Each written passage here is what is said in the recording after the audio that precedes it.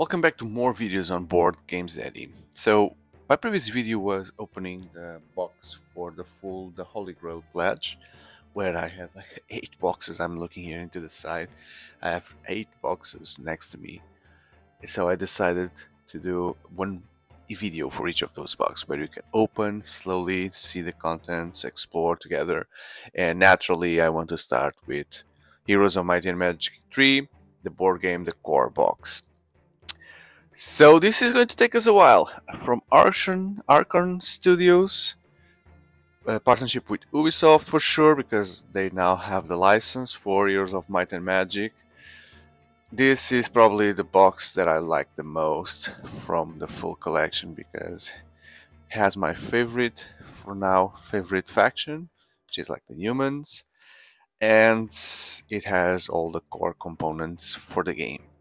One thing that it doesn't have is the full miniatures, so we won't see the units, the griffins, the dragons, whatever here. We'll just see the heroes and the tiles, so let's explore and see what is inside.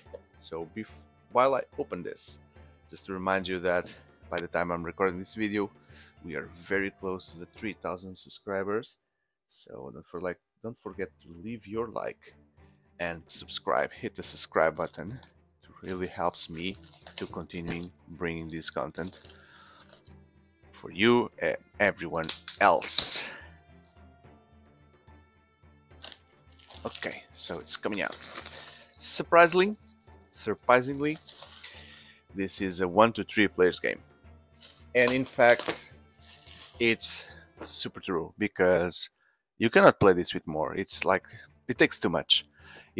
So there are lots of combats which are one-on-one. So if you have more players, besides waiting for them, you'll need to wait for the battles between players and players with NPCs. So don't go into stories that this could be played with 4 or 5 if you put more tiles. You could come up with some kind of thing in scenarios, but it's going to ruin your experience. So just find one or two more other people that likes this game or wants to explore that and have the perfect experience. Okay, it's not made for a large group. The battle for Erathia has begun. Will you stand with the Queen Catherine and vanquish the dungeon overlords, which she's from the castle faction, or would you rather plot and scheme along the overambitious dungeon dwellers? Should be these guys here, the dungeon dwellers. Whether you succeed or die trying, either way, you can always join the necromancers vying to raise their own kingdoms of death. Heroes of Might and Magic 3, the board game, is an adventure-driven strategy for 1 to 3, set in cult fantasy universe. Okay, you can play competitive, cooperative, solo scenarios. It's like everything that you could do on the computer game, you can also try to do here. So wow, I'm feeling the smell of news, so let's open it. It's so heavy, this box. I expect that once I open this thing, it will be filled until the very top. Okay, so yeah, it is. Look, it's only like a thin paper could still fit in. Like even the manuals, they are sliding out. So the rule book, it's quite thick. Yeah, the components, several types of cards, several tokens. There's the griffin, one of the units of the game. How to set up the game. So this is how it will look like. So we have the scenario in the middle that you will turn along the way while we explore the different tiles. Like in the game, you have the fog of war. Remember the fog of war thing that you have in games for unexplored territories. So here is represented by flipping the tile, and then you discover what is below. Then you have your own area with your capital or city or whatever, like in the game, like your base in the game. Your hero, which could be the main hero and the secondary hero, you can have both. And then you have your opponent. Where's the opponent? There's the opponent, the market, and then this is where the combats will happen. And oh, I'm curious. I'm so curious because there's some miniatures there. Yeah, from the expansion. but this is the base game manual. So either everything was planned together, or they are like saying, hey, you see your box don't have these miniatures here, so you must buy something else to have this kind of experience. Okay, so since we are looking into this, let me just tell you, if you because this is going, I know this is going to be a very long video, and the majority of you will drop along the way, but if you are curious how battle works, so the base game will have this board for battles, which works perfectly well without the miniatures. You just use the cards to represent the units. Well, the miniatures, what they do is they can like represent on top of the card. You can see or envision what the creature would look like. So pretty redundant, right? And logistically, to manage all these minis, it's like crazy. So if you're looking for a quick game, only use the cards. Although the miniatures could look very cool on the expansion for the battlefield, where it could represent the big battlefield from the games, and in that case you cannot use the cards in the battlefield, because the battlefield is like hexagonal tiles, not hexagonal tiles, it's like hexagonal spaces. So it's really made for the miniatures. I hope to get to that video in the next days, so feel free to subscribe and wait for it. Stay tuned. So about the heroes, deck building. So you'll be using a deck of cards. You have a starter hand that depends on your character, and then along the way you'll be building your deck with more powerful spells, etc. You know how these things go. There are the spell cards, the artifacts, there are also abilities, and then when you go around the map, you gather resources that you can use on your town to improve it or recruit more creatures and increase your army. This is how the map looks like. There are forest tiles, there are more like desert things and snow, and these are the things that you will find along the way. So lots of different things, which they have like a base version, but I guess that then on the different scenarios, those could represent different things. Mines, settlements that you can conquer, and the units here. So you see that's the card of the unit that represents the unit. The cards are double-faced, so you have like a base version and then the enhanced version on the other side, which is foil. I'll show you. It's foil and they look very good. And then when facing NPCs, like when trying to conquer a mine or a city, etc., you will have, depending on the level of the challenge, you'll have bronze units, silver and gold units, which will be progressively stronger. But there are also there's a tier above gold, which seems like it's not in the base game. It must be coming from an expansion somehow. Player versus AI. Okay, game settings. Okay, so this is how you set up the game difficulty. You have levels of fighting that could go from 1 to 7, and then you choose the difficulty that you want to play: easy, normal, hard, and impossible. So if you look at the normal, level 1 would be 1 monster for bronze, then 2, then 2 bronze and 1 silver, 1 bronze and 2 silvers. Oh, and there it is, the level 7. The level 7 units from the Azure deck. So why is this not mentioned here? What's the difference? Town buildings, castles. So those are your units. Okay, so you only the factions only have until golden units. So there are monsters beyond that which are much more powerful, which could go to Azure level. Now I got it. A trading table. Oh, if you want to take some notes. And that's it. Players 8 here in the end. So many symbols, so many things that you should be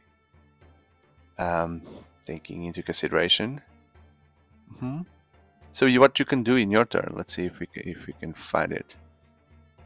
No, it doesn't have. But basically, I've played the game, so I know you can like in the game, you have limited amount of actions that you can do, movement actions. So you can travel in the map according to those number of actions. And then if you stop in a place, you need to do the action there, which could be either taking the resources or doing a battle. In the battle, if you don't, there are turns in the battle. So if you don't finish the battle within the first turn and you need to go over it and continue, you need to spend actions, or not. If you don't have any more, the battle ends. Um, and so what you can do in your turn is to move around your heroes, do fights, and then during the round, while everyone is playing, you can also do things like once per round you can build a building, or you can recruit a new hero or a new unit, or you can buy a new spell. And that's it. Wow, more books here. So the tournament book. What is the tournament book? The tournament book. So you can do tournaments. Okay, so there's a scenario here. The scenarios are here. The Great Race, Unexpected Inheritance. They seem like simple scenarios here. You can create scenarios. I guess the internet will be filled of scenarios, which is good for you to maximize your usage of this game. And the mission book. So yeah, tournaments and missions. Solo. This is the solo mode, right? Would that be the solo mode? Let's see. Clash mode. Brave New World. So wow. Scenario, no, there's no solo here. Scenario for 2 to 3 players. 2-player scenario. 2 to 3 players. All for one. 3-player scenario. So you see, 3-player scenario. And then the cooperative mode. 2 fully cooperative scenarios, 2 to 3 players. So we can fight. We should fight against a boss, right?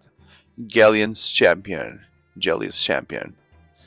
You and your ally have been invaded by warlords from another world. The time has come to strike back. Gather your forces and make temporary alliance to pile up resources to save the realm. Okay, where's the victory conditions here? 3-player, 2-player. So it depends on the number of players, the setup, that makes sense. Victory condition, there it is. So if every faction cube is placed on the Dragon's Utopia field, which is here in the middle, you win. Okay.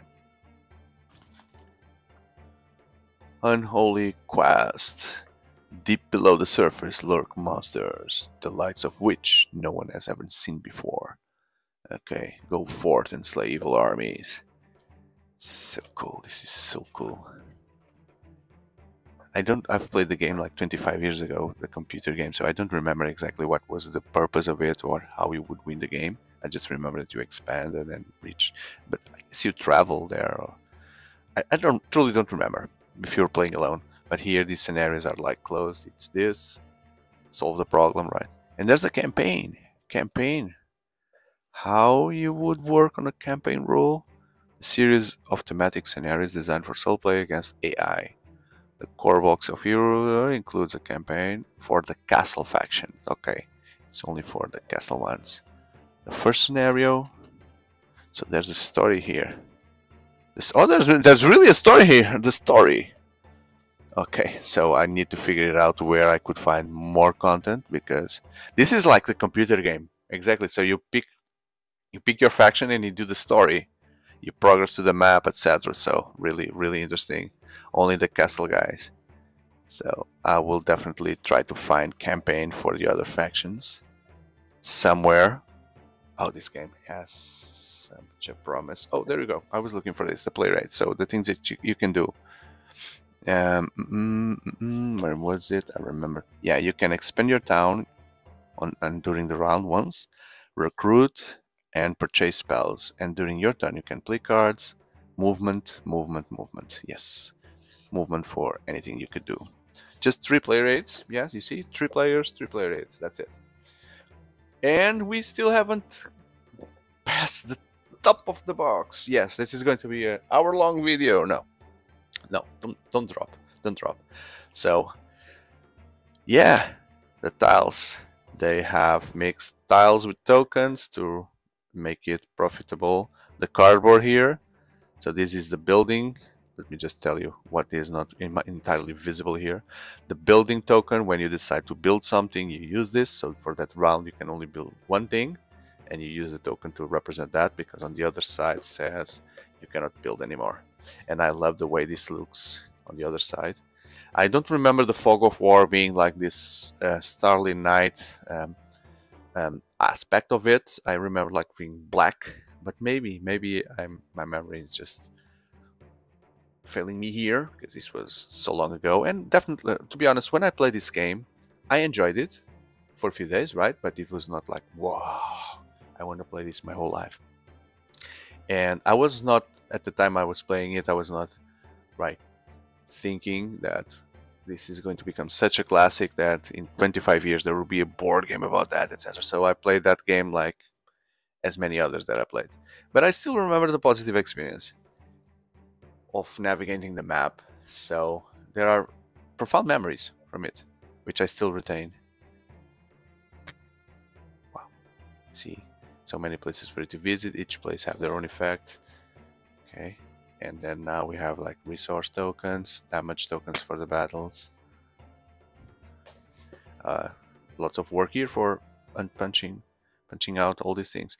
And this is the recruit action that once you recruit, you cannot use it anymore. So it has the papa, not anymore.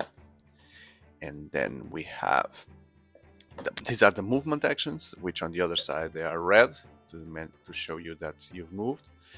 And you have the heroes. So Catherine, that's the one that is mentioned on the story for the campaign. This is the main one. I guess she also appeared in the game, but I don't remember details.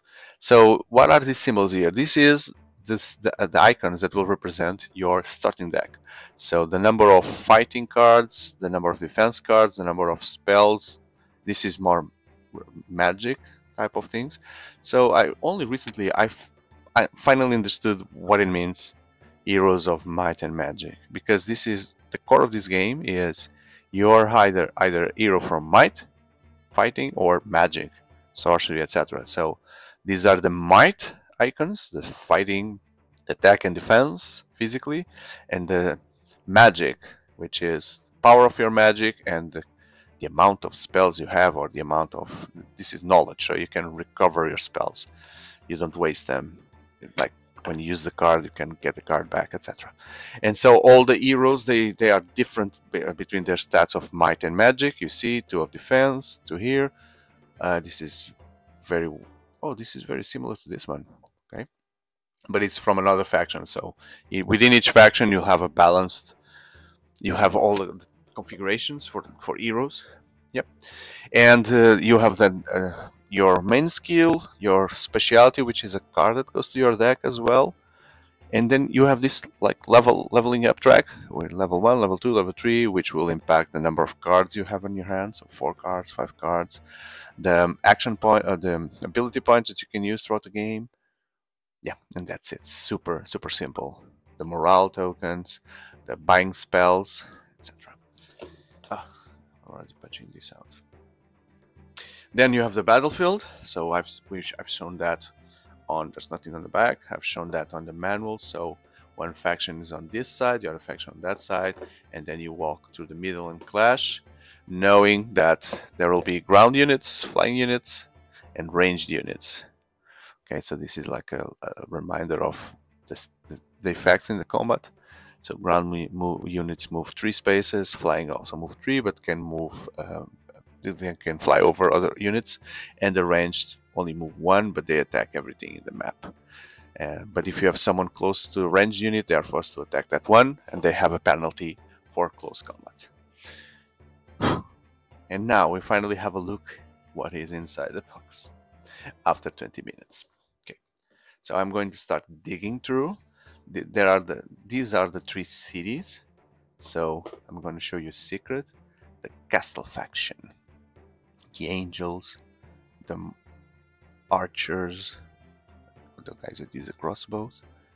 And a very bad thing about this game, yes, and there are bad things, is I like the idea that you build the city on top of everything. So this comes out as I'm going to show you. Comes out like individually, and then once you build, you put there. So there's nothing, there's no mage guild, and then you build one, and the mage guild is there, right? You see. So after punching this out 1, 2, 3 times, this cardboard will be for sure very damaged. Very damaged. I don't know what was the idea here for this double layer, if they thought about that on the long term. You see, I'm trying to put this one again, and it's not fitting better, fitting as expected, probably because the other two are not well put. So I'm going to force this one in, and this part and this part, they will be completely damaged. I like the idea, the cities, it looks very cool. We have everything here, the money, the resources, the tokens, etc. But this is going to fail a lot.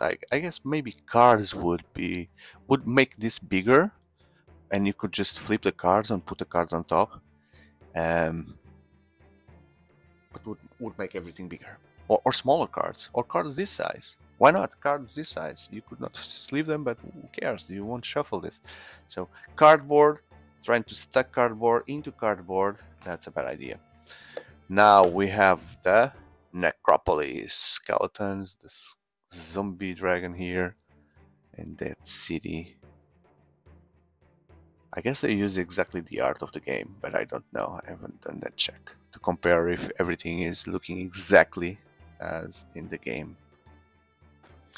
And the dungeon guys, which are like the minotaurs, another type of dragon thing, and they live in the caves or in the dungeons below Earth.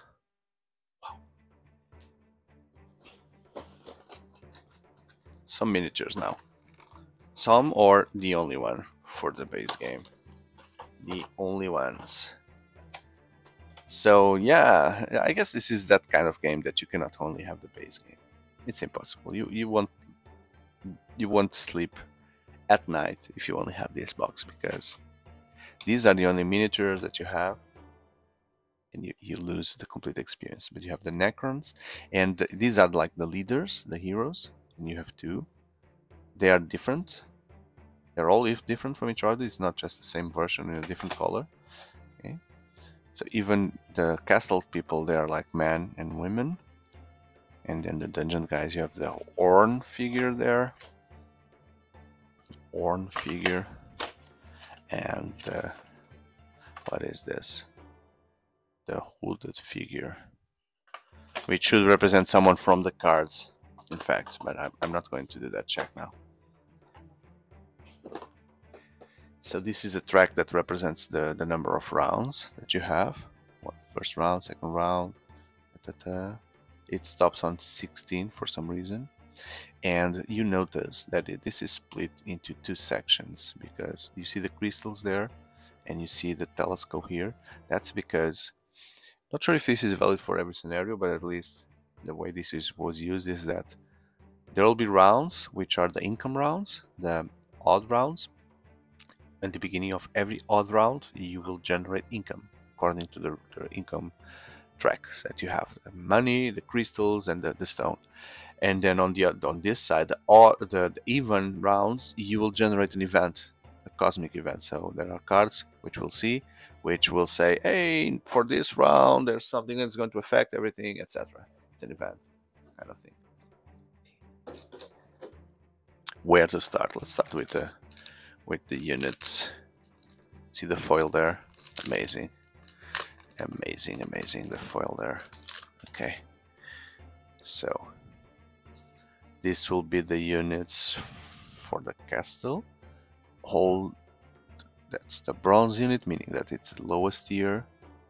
The quality of the card is amazing. Let me smell that off camera. Oh, it smells like magic. At least old magic cards. Wow. I can feel the magic. Yeah. Oh, yeah. I can feel that magic smell, that classic magic smell there. I was not expecting that, because I don't think this is done by Cardamundi, but and on the other side you have the foil version. So what is the difference? So here you see no ability, and then when you upgrade, you have an ability. When you upgrade, the cost for acquiring is 3, the cost for upgrading is 5 money, and then there's no cost here. It's just the strongest version. And the base stats: so 2 attack, 0 defense, 2 strength, 2 life, and then you have the same, but it moves faster. You see, it's 4 of initiative, becomes a 6 of initiative. So the stats are always better. The spear guys, I'm gonna show you. I'm gonna show you on the foil side. Yeah, the griffins that fly. This looks amazing on camera. The crusaders, super strong guys. You can reroll zeros when you're on attacks. The zealots, which are magic units. The champions, so these are the best units in the game. The champions and the archangel. 7 of attack. 7. Wow, so it's clearly it. But in order for you to hire one, you need to pay 20 and a crystal. And to upgrade one, another 30 and 2 crystals. So yeah, I guess if you have one, you're like the Lord. One is enough for you to bomb completely. So these guys are the dungeon ones, right? The necropolis. The dungeon ones, yes. The dungeon ones. So you have the troglodytes, RPs, evil eyes, which are ranged. They like whiplash you from a distance. The medusas, also ranged. The minotaurs, the manticores. So both gold level are flyers. And the black dragon. A black dragon. Black dragon. Okay. Now, from the necromants, the skeletons, the zombies, the wraiths,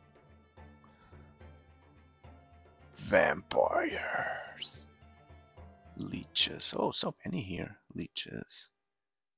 The dread knights and the ghost dragons. Am I doing something wrong here because so many units? Like they're like 1, 2, 3, 4, 5, 6, 7, while the other factions 1, 2, 3, 4, 5. No, it's 7 the same. The other one had 7 as well. 1, 2, 3, 4, 5, 6. Yeah, I guess it's 7. It's the same. This is the cubes you use to mark your tracks and to mark the map. That's when you conquer things. Nothing special to see there. The dice that you use. So to attack, you use these modifiers. Then when you get treasures, you throw the treasure die, this yellow one, which you can get like items, skills, resources. And then when you need to drill for a resource, you then also throw the resource die, which can give you gold, crystals, or stone. Nothing special there. Okay, so this is now going fast because we only have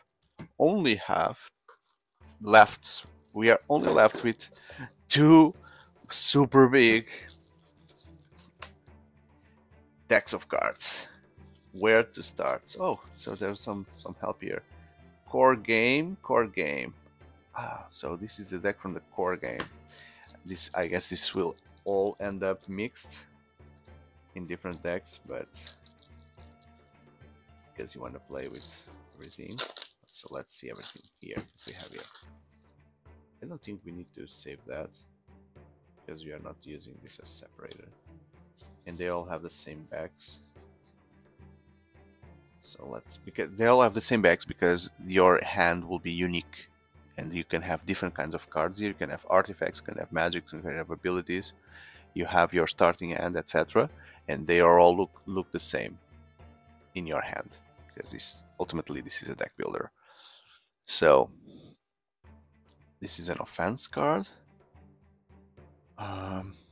Which will... But this is not the starter hand, because the starter hands are black. They must be somewhere. Probably you can buy offense then from the deck, so it gives you one more attack doing a fight if you use the card. But if you have already also the skill points to use, if you have unlocked them, it will give you 2 strength. So it's really important to give that extra hit. The armor is for defense, then the sorcery is for pumping spells, very basic here. Mysticism, so that's the same thing as knowledge. So instead of discarding a spell, you can take that spell back to your hand when you use. Resistance, you can ignore spells. Estates, you gain money. Luck, you can reroll. Intelligence, before new unit activates, you can play a spell card. Okay, so you can play before. Archery, your it gives +1 or on ranged units. Okay, specifically for ranged units. Leadership gives. I guess these are the cards from the powers from the heroes, because I'm recognizing some of them. The leadership gives more tokens. Logistics, move your hero model to an adjacent field, so you can move one more. And logistics. Tactics, at the start of the combat you can switch the position of any of at the start of at the start of the combat you can switch the position of any of two. Okay. And during combat. So this is very weak because you basically set up everything before, and unless the other player screws you on placement, then you need to use the tactics. Diplomacy, for every dwelling you have, draw one corresponding neutral unit card. You can dwelling must be the units in your combat.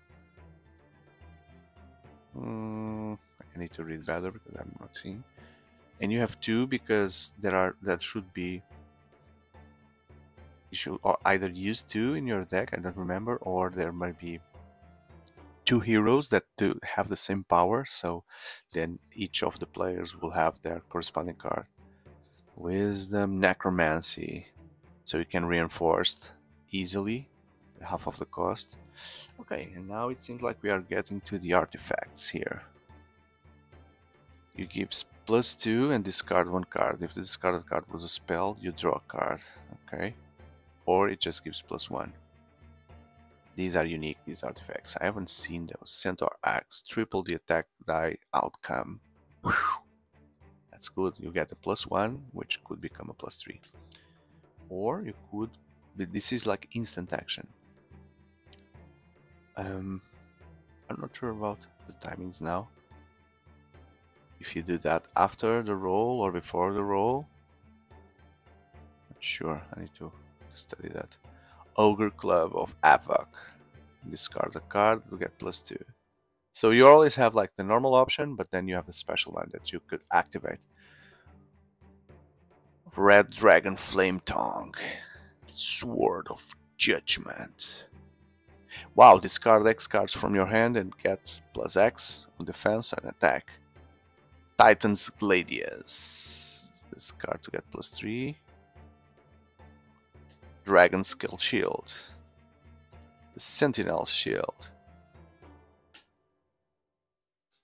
I guess there are also borders here, which would. No, why do we have these different borders? I don't know. I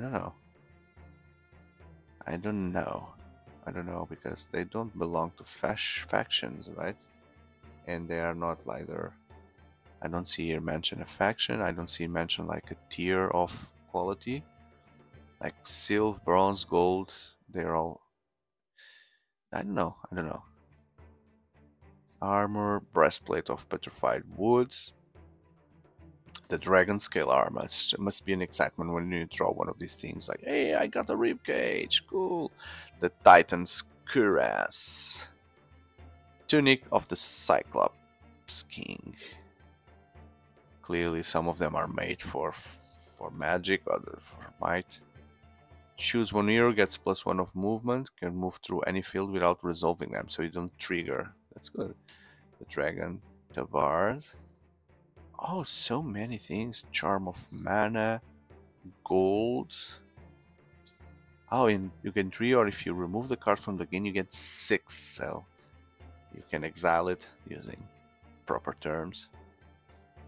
exile and get more. Head of Legion, so many things. So I'm just going to show you legs of Legion, loins of Legion. Okay. If you have all of them, would you do like a set armor, speculum, vial of lifeblood? Okay, so now we are getting into the cards that are part of your deck for specific heroes. So you see, this is the Catherine card that exists in your deck when you start a game, and then when you get to 4 it becomes stronger. When you get to level 6 it becomes stronger.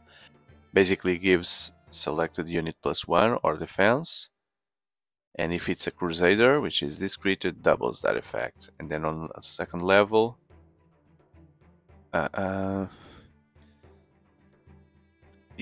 for this combat, the selected unit increases by 1 the life. I'm not sure if you replace the card or if you just add that card.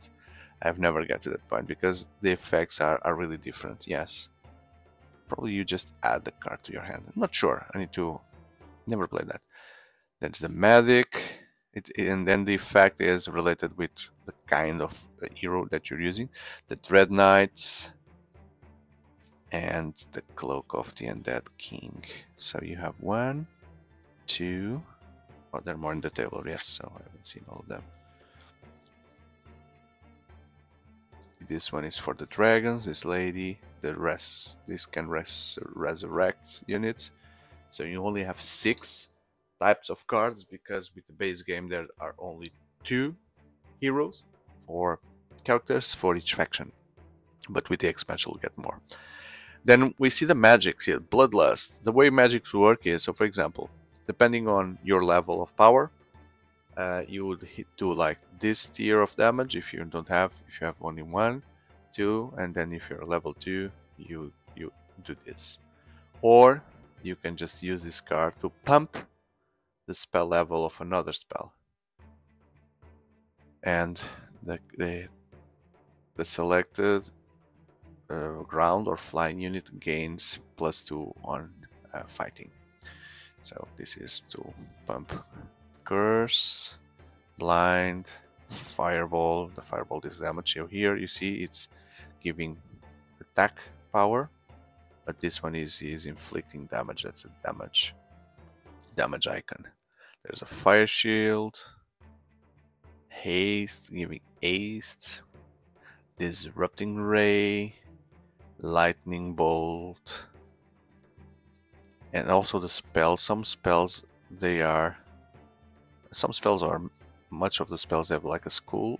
This is like the fire spells, the air spells. You see the air, the counter strike.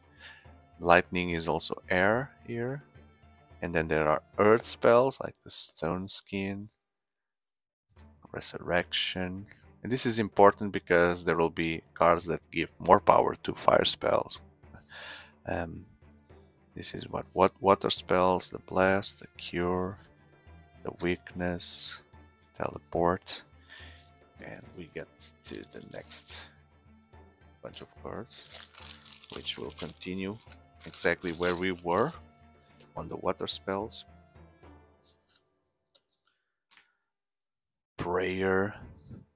And then the magic arrow is like a neutral spell that could be used or could be considered belonging to any school. So it's one of the starting spells that you can get. Okay, and then we get the starting hand.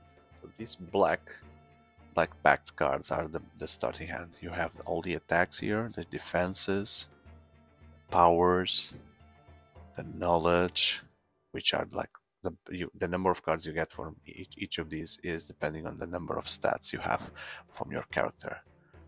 Okay, then what is this? These are different packs, you see.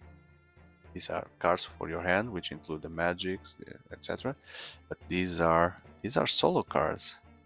Yeah, these look like solo cards. Effects that happen depending on the difficulty that you are playing with. Okay, I don't know, I never used that. And what is this? So these are defense cards.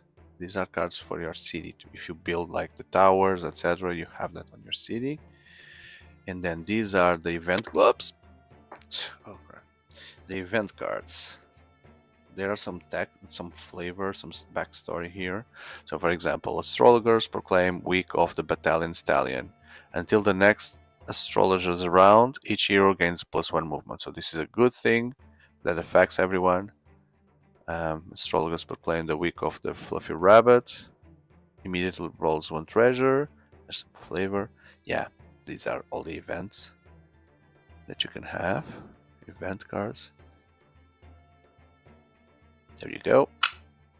Then these are also cards that if you have like in your city, if you build the walls, you'll have these walls if someone attacks your city. And these are the NPCs. So these are the creatures that you eventually find throughout your adventures. Okay. And they have also the different tiers. So this is a azure creature, which is a crystal dragon, the very high level.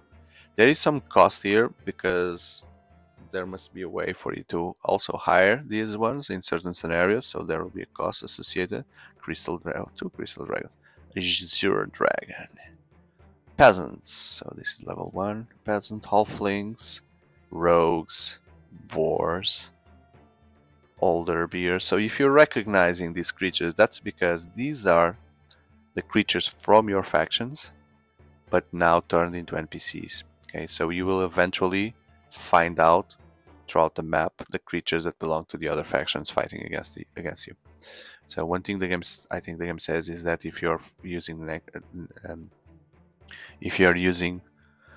the necromants, I remember the name now, the undead, you should remove the undead as NPCs because it doesn't make sense for you to be undead fighting undead.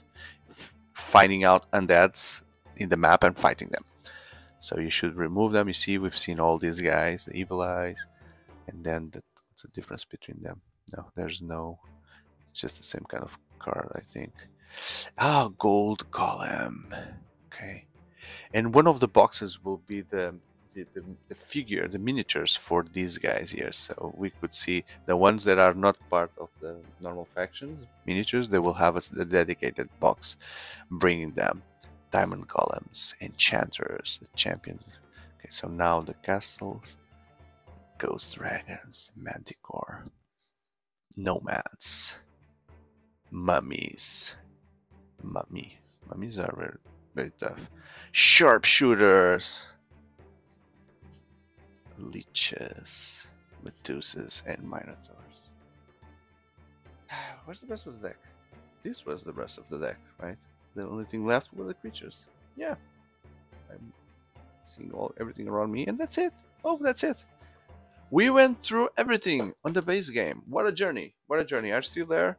If so, thank you for watching then until the end. And I truly recommend you then to subscribe because I'm gonna open 1, 2, 3, 7 more boxes. 7 more boxes with more content for this game. So don't forget to leave that like and hit the subscribe button for you not to miss any of the next videos that I'm going to release. Or if you are looking into this video later on, you know that you'll find in the channel next to this video all the other ones for this game.